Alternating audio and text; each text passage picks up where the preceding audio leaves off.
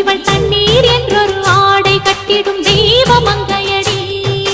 தையம் தீயம் தக்கு தீயம் தக்கு தையம் தீயம் தக்கு தீயம் தக்கு தையம் தீயம் தக்கு தீயம் தக்கு தையம் தீயம் தக்கு தீயம் தக்கு